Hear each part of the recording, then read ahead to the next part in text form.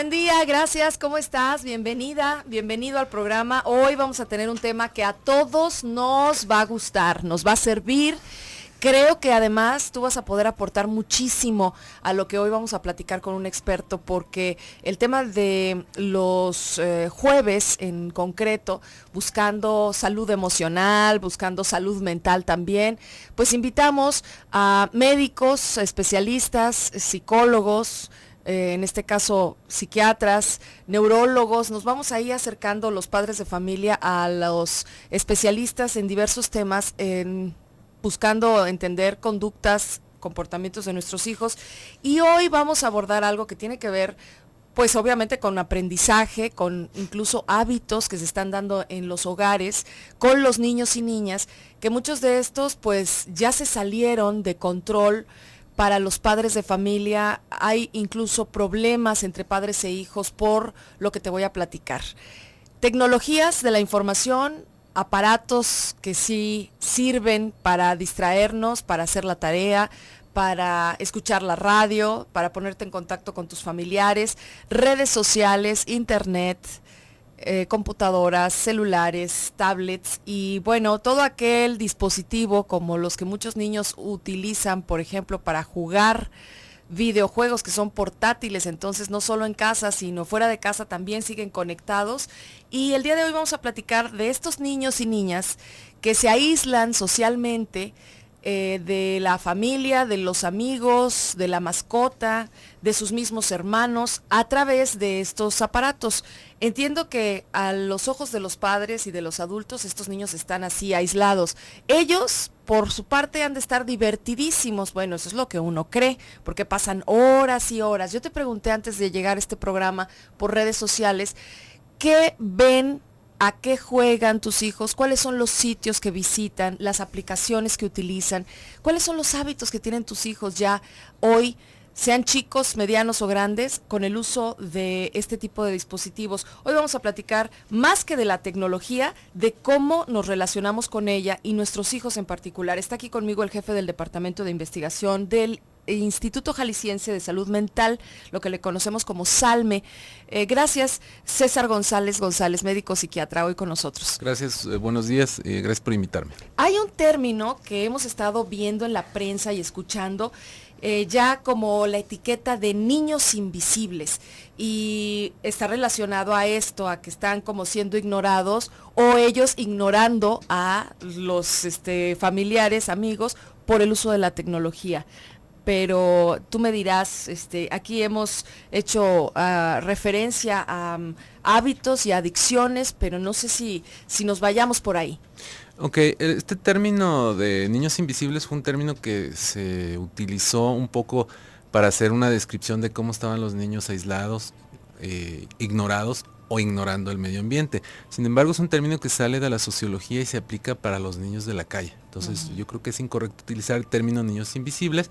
Hablaríamos de otra serie de fenómenos o efectos que tienen las tecnologías de la información sobre la salud mental o la salud física de los niños. Me parece muy bien. Mamás, ¿nos ayudan? Papás, abuelos que nos escuchan, platíquenos. Y si quieren preguntar, por supuesto, recibir una orientación aprovechando hoy a nuestro invitado, háganlo en este momento. Vías de comunicación, las tradicionales, teléfono, internet.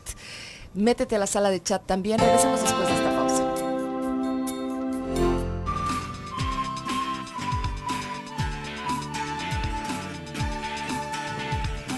Qué bueno que sigues con nosotros, 10:19. Saludo a nuestros amigos en Austin, en Texas. Saben que tienen una línea directa con nosotros vía telefónica y que todos estos datos de números telefónicos, línea nacional sin costo, las líneas de cabina aquí en Guadalajara, están disponibles para ustedes por internet. Es muy sencillo.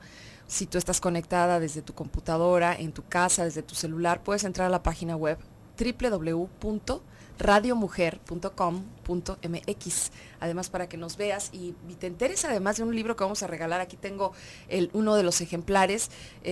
Ya platicaremos con Carolina del Olmo, que es autora de este libro que te vamos a obsequiar el día de hoy. Participa para que te lo lleves, pues será cuestión de que hayas amanecido muy suertudo o suertuda, porque al azar tomamos de toda la lista de nombres que participan en el programa y que espero que sea el tuyo. Pero es un interesante libro que ya te platicaré más adelante.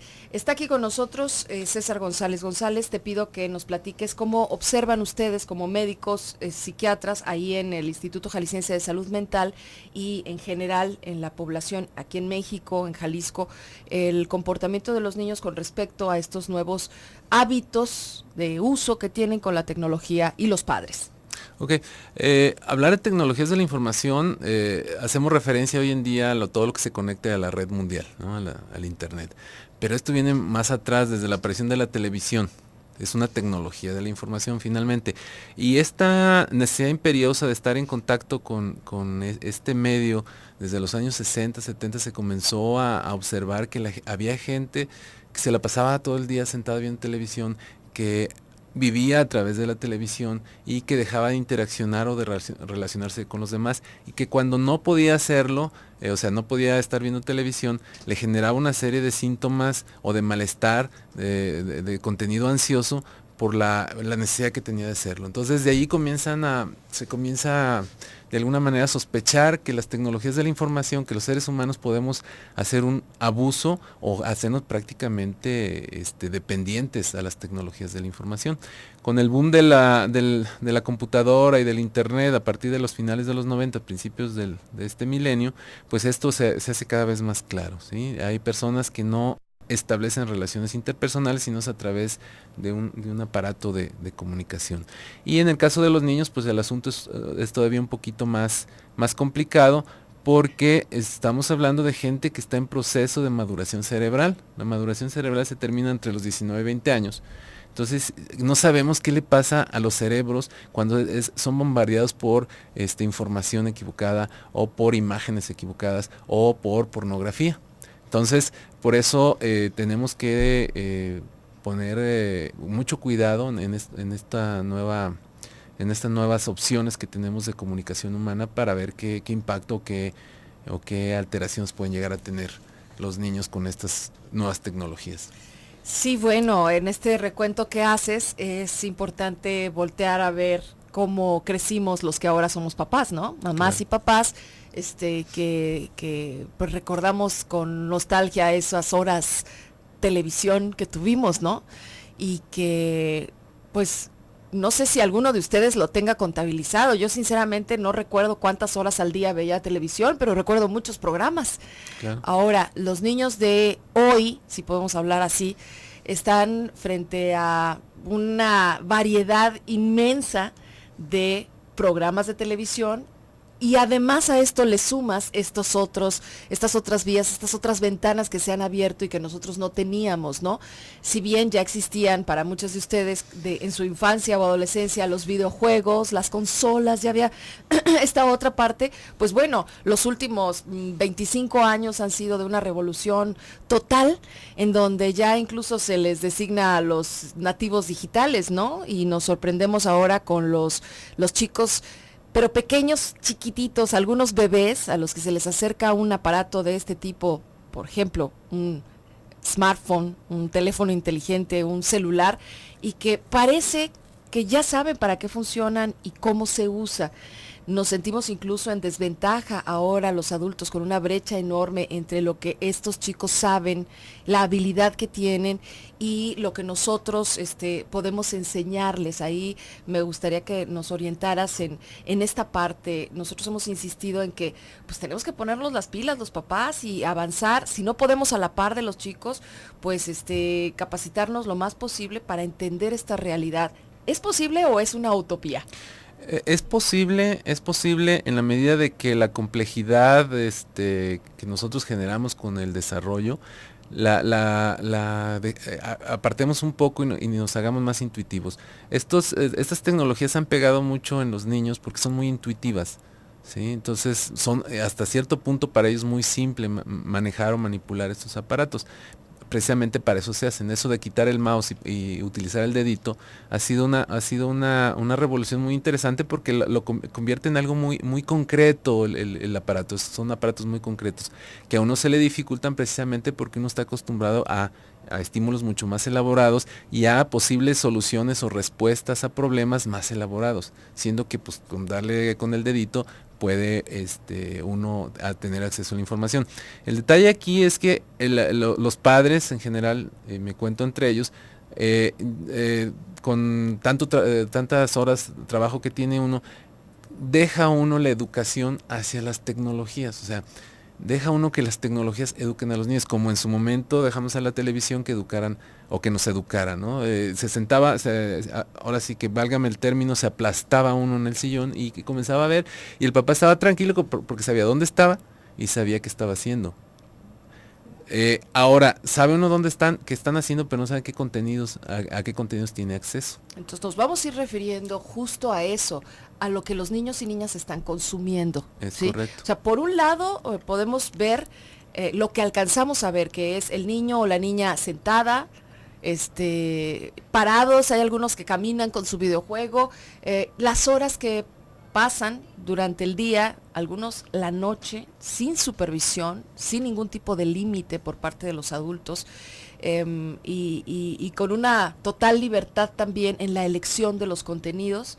Y entonces también, por otro lado, ubicar qué es lo que están consumiendo y esto que les provoca, que fue lo que tú mencionabas, quizá su cerebro no está listo, incluso sus emociones, cómo digieren mucho de lo que podría ser impactante para ellos a su edad. Me gustaría que si ustedes que nos escuchan hoy tienen un ejemplo para el programa, vamos a empezar a abordar los casos específicos.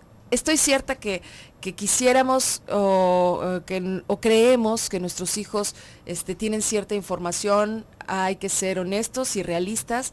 La mayoría de los niños que ya tienen acceso al internet han visto mucho más de lo que los padres, y no solo en cantidad, sino también en esta calidad de contenidos, mucho más información tienen acceso a la que nosotros pensamos. El día de hoy vamos a recibir también, por supuesto, llamadas al aire. Quiero comenzar con las mamás que en el Facebook ya escribieron ante la pregunta de qué juegos, qué sitios, qué aplicaciones visitan tus hijos cuando están conectados a internet. Y Blanca Bernal, te saludo, dice que a su niña, ella le pone juegos que sean de aprendizaje y de vez en cuando la deja escoger alguno que sea de belleza, que es de pintar o peinar a una muñequita, pero no los dejo mucho en su tablet, así es que solo dejo los educativos, así aprenden más. Muy bien, ella nos está hablando de lo que ocurre en el tema de la selección. Supongo que cada vez los padres tendremos que ir haciendo este tipo de hábitos también, ¿no? Claro, nomás que hay que compensarlo con juegos donde socialicen, juegos en grupo. Porque si uno los enseña a que jueguen, que el juego sea identificado como individual, entonces estas personas van a tener dificultad en el futuro para interaccionar socialmente con otros, para formar equipos, para trabajar en equipo. Sí. Muy bien, entonces sí está bien que jueguen, pero vamos buscando que incluso esos mismos juegos en línea puedan ser en grupo. Y pues estimular a que fuera de la tableta, computadora, celular, también puedan continuar ellos con sus dinámicas de juego libre, donde no hay un aparato de estos en el medio. Es correcto. O sea, ir al parque, sacar la pelota. Porque de alguna manera el juego es una preparación, como el caso de los mamíferos más primitivos que nosotros, que juegan para enseñarse a cazar, por ejemplo. También nosotros, el juego tiene una implicación muy importante para aprender a trabajar. Entonces, si no estimulo un juego donde haya creatividad, donde haya esfuerzo físico, donde haya inventiva, donde haya solución de problemas, pues lo único que voy a hacer es enseñarlo a que juegue a través de un aparatito y que en el futuro nada más sepa hacer lo que es un aparatito. Sepa relacionarse con una máquina. Digamos que eso es lo que están aprendiendo muy bien los chicos, ¿no? A relacionarse con las máquinas. Ahora, te pregunto, ¿tus hijos, estás cierta que se saben relacionar con las personas, con los de su especie, pero además también con los de su edad, ¿no? Vamos a continuar después de la pausa comercial. Ante la pregunta de qué visitan tus hijos en la red, si no sabes, entonces quédate también para seguir aprendiendo. Estamos en Radio Mujer, el sexto sentido de la radio. Te saludo en nombre de mis compañeros, Toño Oregel, está Rosy Muñoz, está Jessica en los teléfonos, está César en la imagen, para que tú también nos veas. Y por ahí en nuestra plataforma digital www.radiomujer.com.mx te puedas enterar de todo lo que tenemos nosotros, el blog de Radio Mujer, el Facebook, el Twitter. Nuestras vías de comunicación crecen y crecen. Y en un momentito te voy a contar, bueno, será la autora misma del libro ¿Dónde está mi tribu?, que trata sobre maternidad y crianza en una sociedad individualista. Y justo ya salió aquí el tema de lo que platicamos. Este libro lo estamos obsequiando, uno de los ejemplares para ti, que participes. No me digas quiero el libro, esa no es una participación. Cuéntame tú cómo ves este asunto del que estamos hoy platicando con nuestro invitado, que tiene que ver sobre niños que juegan videojuegos, que cargan, incluso que ya de plano le quitaron a los papás, así, literalmente, su tablet, su iPad o su teléfono, que se apropiaron de la computadora de casa y que incluso muchos de ellos no tienen ningún tipo de reglas al respecto del uso de estos aparatos, y tampoco con respecto a la manera de comunicarse a través de estos. Hemos hablado, y no voy a detenerme mucho en, por ejemplo, en la parte de redes sociales, de los límites que las mismas compañías ponen acerca de la edad a la que ellos sugieren que un niño ya pueda tener un perfil, por ejemplo, de Facebook, en donde muchas veces los padres ni se enteran que su niño de 8 ya tiene perfil de Facebook, está comunicándose con otros compañeros y otras personas que incluso pues no conoce más que a través de la red. Y hemos hablado también de los peligros que conlleva esta parte de de poder dar información personal acerca de ellos y de los riesgos en línea que existen. Hoy queremos enfocarnos con la especialidad de nuestro invitado en la parte de trastornos de ansiedad o depresión que pudieran presentar algunos chicos, o comportamientos que incluso los padres no asociamos con esto y que tienen que ver con el abuso en el uso de estos aparatos. ¿Ustedes lo ven en la consulta? Sí, hay varias complicaciones que se están dando. Una de esas complicaciones es que hay una alteración en la interacción social. Uh-huh. O sea, son niños retraídos, poco sociables, poco comunicativos.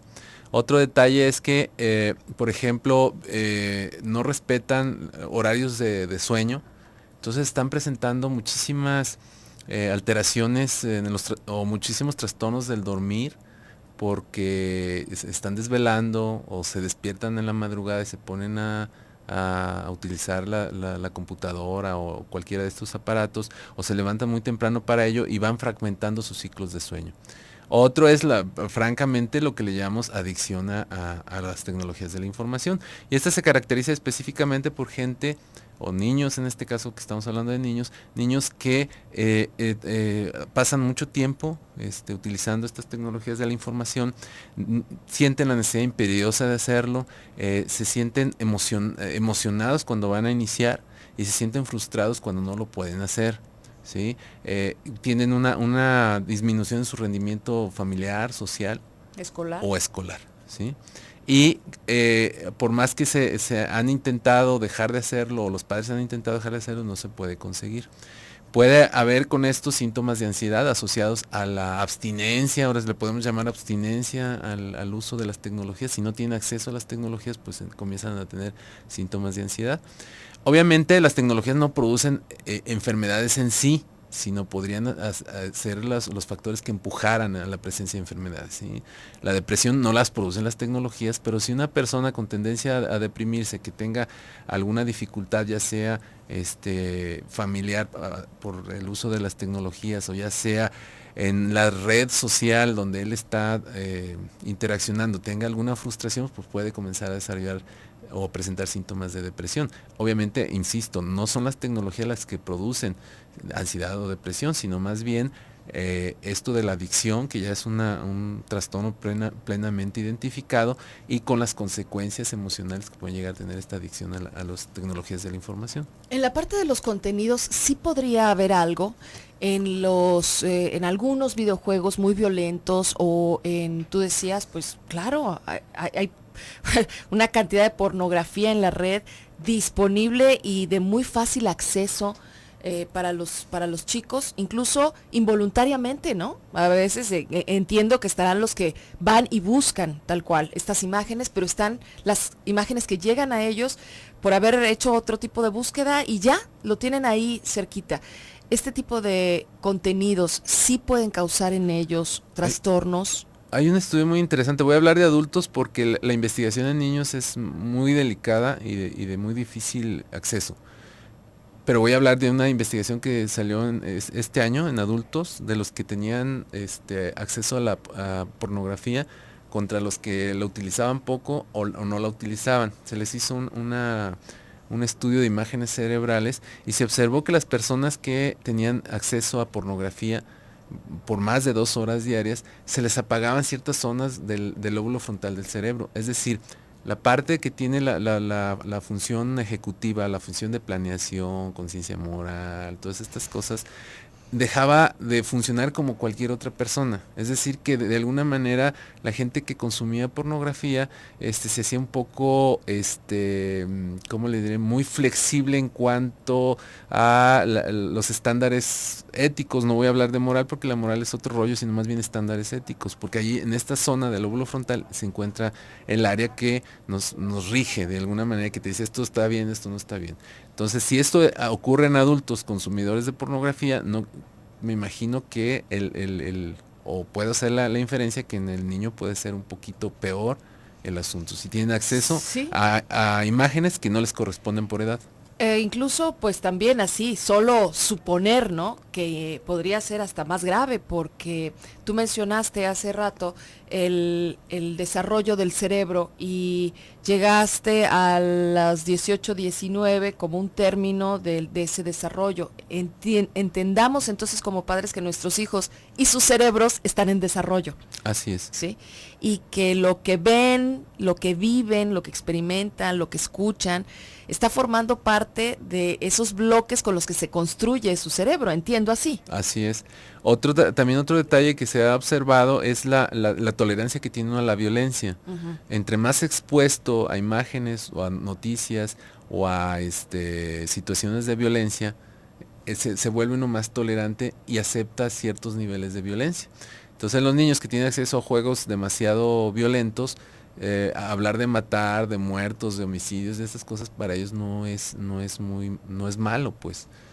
Aquí sí te voy a hacer una pregunta. En las caricaturas que nosotros veíamos por la televisión ya había personajes que se morían, que uno siempre perseguía al otro para acabar con él. Uh-huh. El malo y el bueno, y bueno, en el siguiente capítulo ya estaba vivo otra vez, se volvió a morir.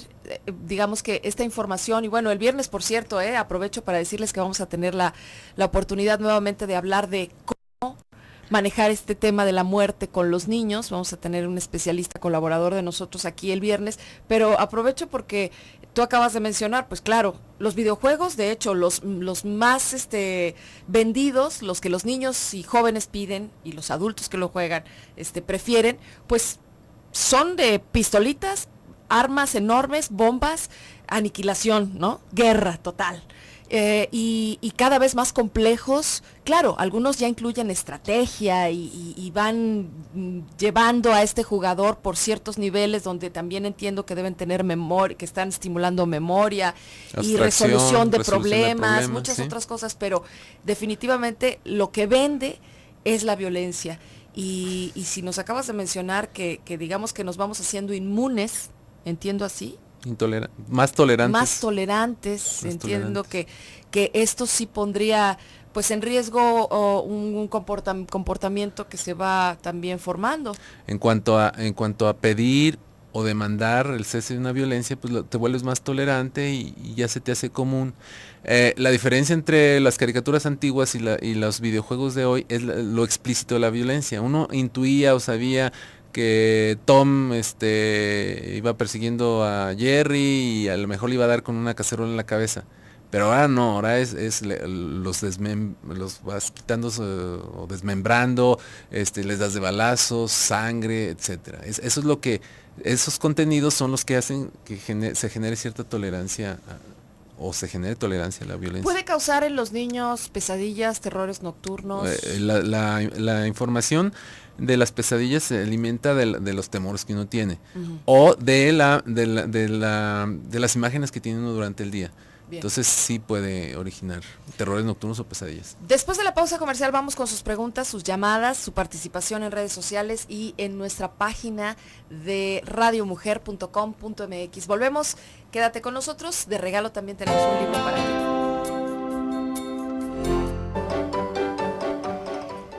Gracias, buen día, ¿cómo estás? Qué bueno que te quedas con nosotros. Sabes que nos gusta ubicar las novedades en materia de lectura, tanto para los chicos como para los grandes, hablando de los adultos, papás y mamás.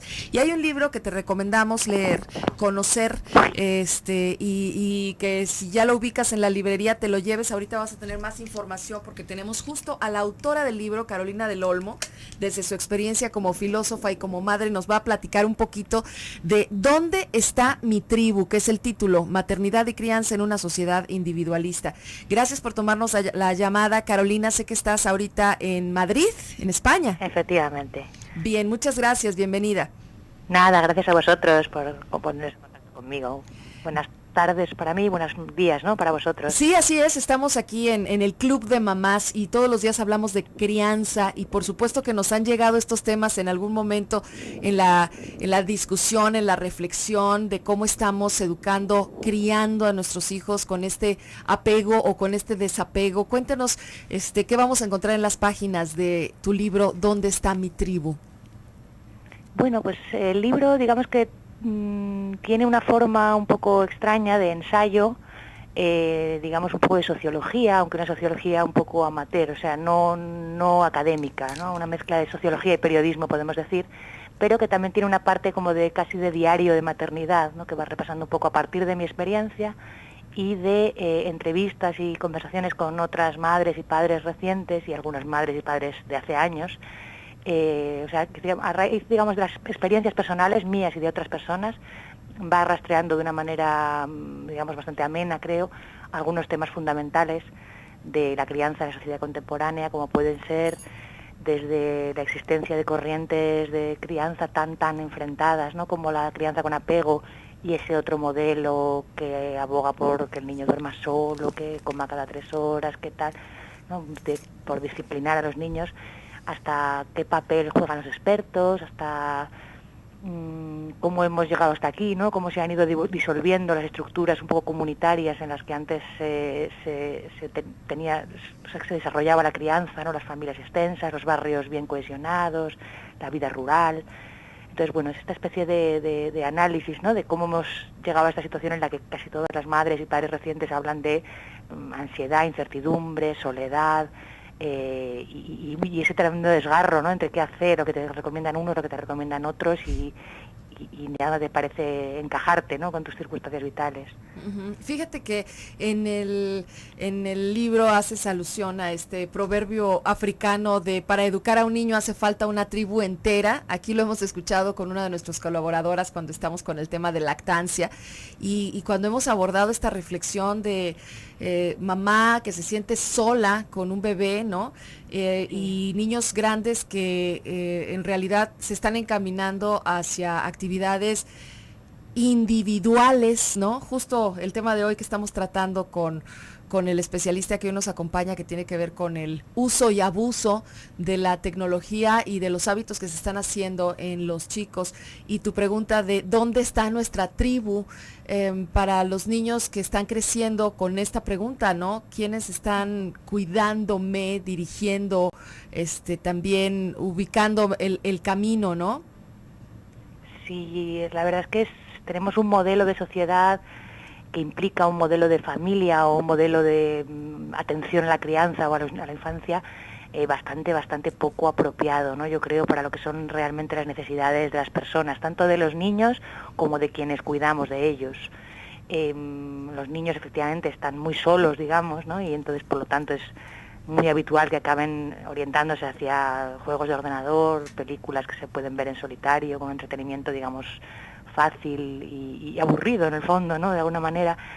Y que no genera esa especie de lazos, ¿no? Que son lo que al fin y al cabo nos sostiene en la vida y lo que nos hace más felices. ¿Tú propones en tu libro algo, das algunas sugerencias o únicamente pones el tema para que los papás, digamos que profundicemos en esta reflexión? Pues un poquito las dos cosas. Yo no doy soluciones concretas, ya me gustaría tenerlas. Uh-huh, claro. Más bien planteo el problema, pero sí apunto hacia, digamos, hacia dónde creo que no van las soluciones y hacia qué tipo de soluciones deberíamos buscar, ¿no? Porque creo que las soluciones se tienen que buscar de una manera colectiva, ¿no? Que las salidas individuales están bloqueadas.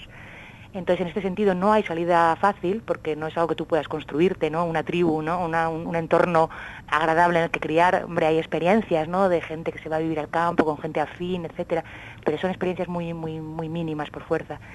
Y mi aportación en el campo de las soluciones no es que sea muy optimista, pero sí va por el camino de intentar plantear el tema en un terreno en el que normalmente no se plantea, en el terreno casi, digamos, de la economía, de la política, de lo social, ¿no? O sea, digamos que yo argumento de alguna forma que para una crianza feliz probablemente es mucho más importante la duración de la jornada laboral y el salario medio, o el salario mínimo, si quieres, que una atención al detalle psicológico o al detalle más íntimo y más...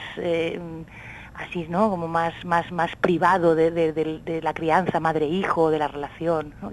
Igual suena un poco bruto, ¿no? Pero me da la impresión de que vivimos en un mundo que tiende a individualizar muchísimo las experiencias, a psicologizarlas, a internalizarlas, ¿no? A pensar que todo pasa en nosotros, dentro, en nuestro corazoncito, en nuestra alma, y en el caso de la maternidad o la crianza se centra de una manera muy obsesiva, ¿no? En la relación madre-hijo o padres-hijo.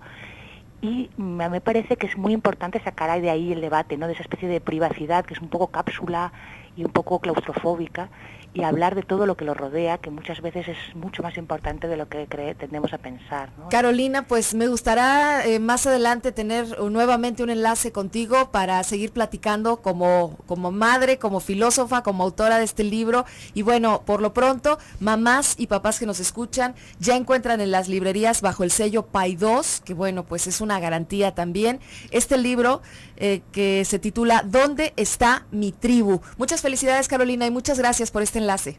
Gracias a vosotros. Buen día. Volveremos a hablar. Sí, y así rápido, porque nos queda muy poco tiempo para seguir platicando hoy con César González. Ahí en el Instituto Jalisciense de Salud Mental, César, ¿tienen atención pues a la gente que llegue con ustedes, niños, jóvenes? Sí, es un servicio muy amplio. Que va dirigido principalmente a la gente que no tiene acceso a servicios de seguridad social, como podría ser IMSS, ISSSTE y estas cosas. Ajá. Entonces nosotros estamos abiertos a la población y tenemos servicios tanto para niños como para adulto joven como para ancianos. Tenemos servicios de paidopsiquiatría, servicios de psicogeriatría y servicio para el adulto joven en todas sus áreas. Perfecto. Bueno, todo este tema surgió justo por un estudio en donde ya se asociaba desde salud, desde la Secretaría de Salud Jalisco, este fenómeno por el cual los menores de edad ignoran al resto del mundo por estar absortos en este uso excesivo de videojuegos, computadora, smartphone, gadgets y demás. Y por eso estábamos platicando con nuestro invitado sobre esto. Te pregunta Rocío Peña, ¿cómo influye o cómo influiría un juego que le llaman Game Boy, que a fin de cuentas es el aparato, la consola portátil, en un niño de 8 años? No nos dice, Rocío, qué tipo de juegos juega tu hijo en este aparato. Evidentemente hay edades para diferente tipo de juegos. Todos los niños escolares tendrán que tener acceso a juegos donde la violencia no sea explícita y donde el erotismo no sea tan explícito. Tiene que ser juegos de cálculo, juegos de estrategia, juegos de construcción, juegos de ese tipo. Nada que tenga que ver con imágenes o con escenarios que no le corresponda para la edad. Los niños van a pedir lo que sus compañeros tengan o lo que les han mostrado a ellos, quizá porque nadie les ha llevado de la mano a ver la variedad de otros juegos y contenidos que existen, ¿no? Así es. Ok, Cristina, felicidades al programa, gracias. Virginia dice que le gusta mucho el programa. Gabriela, yo cada que puedo le suspendo la tableta a mi hijo, sé que le duele, él tiene 15 minutos para estar ahí y luego otra actividad y después lo negociamos, él tiene 8 años, ¿tú qué opinas? Básicamente tienen que cumplir todas sus tareas, los niños, y asignarles un tiempo para el uso de las tecnologías de la información y que se convierta en un acto social. Si se convierte en un acto social el uso de tecnologías de la información, se atenúa muchas de las complicaciones que tiene.